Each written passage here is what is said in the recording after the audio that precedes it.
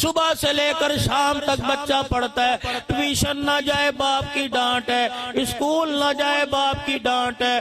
مجھے ایمانداری سے بتلاؤ، آدھا گھنٹہ مدرسے میں بچہ چلا جائے، 5 منٹ زیادہ لگائے، امی دروازے پر آ کے کہتی ہے مولوی صاحب بچے کو جلدی چھٹی دیا کرو، ہمارے پاس وقت کوئی نہیں۔ وہ لوگ کہتے ہیں قیامت کب آئے گی؟ وہ لوگوں قرآن کی محبت دل سے نکل گئی، اب بھی پوچھتے ہو قیامت کب آئے گی؟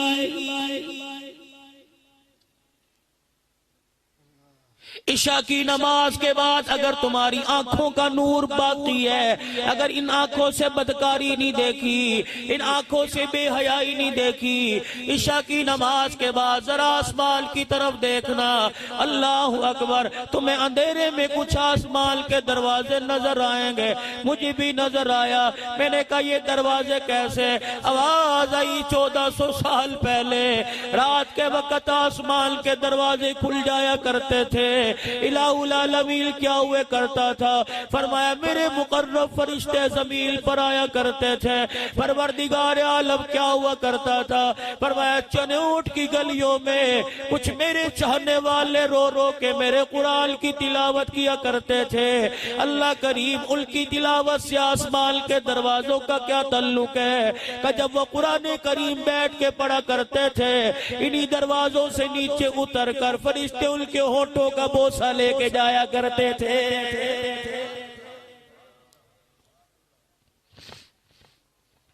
آج آسمان کے دروازے کیوں نہیں کھلے؟ پتہ لگا فرشتوں نے زمین پہ آنا چھوڑ دیا۔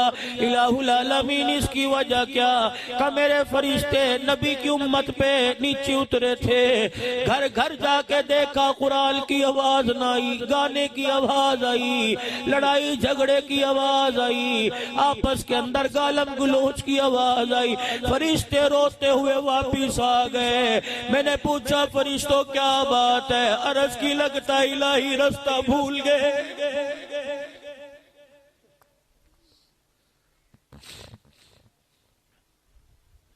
زمین نہ بدلی، آسمان نہ بدلا، فضا نہ بدلی، ماحول نہ بدلا، موسم نہ بدلا، امت بدل گئی۔ کہ یہی زمین نہیں تھی، غسل جنابت کی حاجت تھی حنظلہ کو، نورانی مخلوق زمین پہ لے آئی۔ صحابہ کہہ رہے حضور دیکھ کے مسکرا رہے ہیں۔ ہم نے پوچھا کملی والے کیا بات ہے؟ فرمایا احد کے میدان سے میرے حنظلہ کو فرشتے اٹھا کے لے گئے، دیکھو آسمان کی بلندیوں پر میرے حنظلہ کو فرشتے غسل دے رہے ہیں۔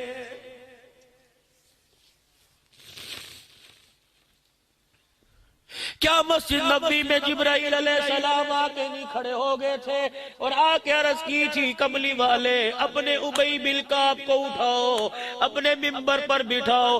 جبرائیل کیا بات ہے؟ آج اللہ چاہ رہا ہے تیرا ابی قرآن پڑھے، ابی زمین پہ قرآن پڑھے گا، عرش بری پہ مالک کائنات سنے گا۔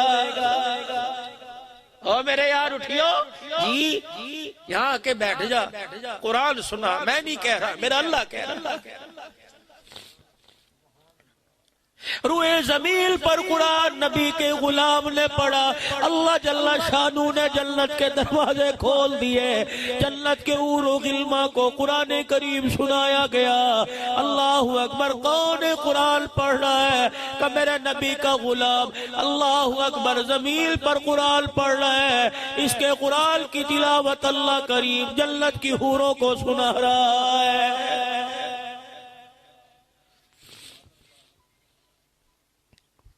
مسنون دعائیں ہم نے چھوڑ دی۔ اللہ اکبر، کوئی بیری کے پتوں کے چکر میں لگ گیا، کوئی قبر کی مٹی کے چکر میں لگ گیا، کوئی نلکے کے پانی کے چکر میں لگ گیا۔ وَنُنَزِّلُ مِنَ الْقُرْآنِ مَا هُوَ شِفَاءٌ وَرَحْمَةٌ لِّلْمُؤْمِنِينَ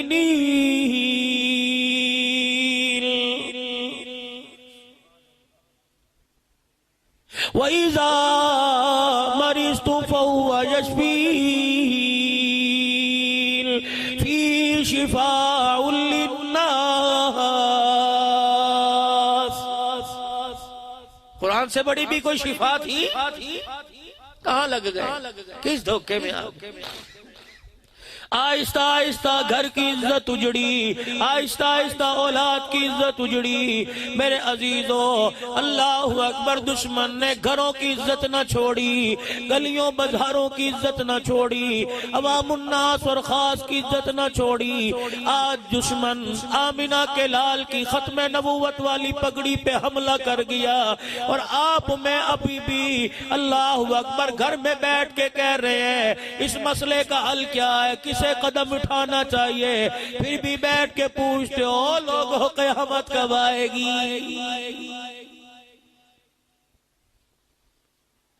کس کے امتی ہو؟ حضرت احمد بن ثابت رحمت اللہ علیہ فرمانے لگے، درود شریف کے موضوع پہ میرا قلم چل رہا تھا، کاغذ کے اوپر میرا قلم چل رہا تھا، میں درود شریف کے موضوع پہ لکھ رہا تھا، قبلہ رخ بیٹھا تھا، میری آنکھ لگ گئی، میں نے 4 اللہ کے مقرب فرشتوں کو دیکھا۔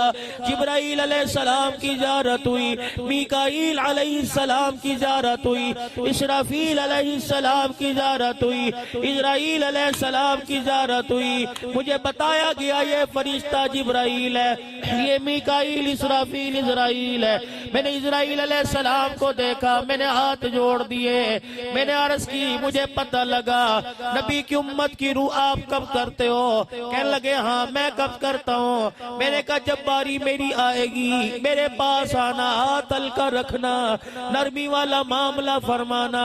چنیوٹ کی سرزمین پر بسنے والوں، غیور مسلمانوں، اسرائیل علیہ السلام نے کہا احمد بن ثابت اگر تو چاہتا ہے تیری روح آسانی سے نکل جائے، میں تجھے مسئلہ بتلا دیتا ہوں، میں تجھے حل بتلا دیتا ہوں۔ میں آگے بڑھا، میں نے کہا کیا حل ہے؟ کہ آمنہ کے لال پر کثرت سے درود شریف پڑھا کر تیری روح آسانی سے نکل جائے گی۔ پڑھ لو درود شریف، اللہم صلی علی محمد وعلی آل محمد کما صلیت علی ابراہیم وعلی آل ابراہیم انکا حمید مجید، اللہم بارک علی محمد وعلی آل محمد کما بارکت علی ابراہیم وعلی آل ابراہیم انکا حمید مجید۔ اسے صرف ابھی نہیں پڑھنا یا آج نہیں پڑھنا، روزانہ وظیفہ بنا لو، صبح 100 مرتبہ پڑھو، شام کو 100 مرتبہ پڑھو۔ ربیع الاول کا مہینہ شروع ہونے والا ہے، 1 تاریخ سے پہلے اس آخری ہفتے میں، اس آخری عشرے میں درود شریف پڑھنا شروع کر دے۔ ادھر ربیع الاول کا مہینہ ختم ہو، پہاڑوں جتنا ثواب تیرے گھر کے اندر پہنچ جائے، اور تیری طرف سے امام الانبیاء کی خدمت میں جتنے ریت کے ذرات ہیں اتنی تعداد میں حضور کے روزے میں تیری طرف سے درود پہنچ جائے۔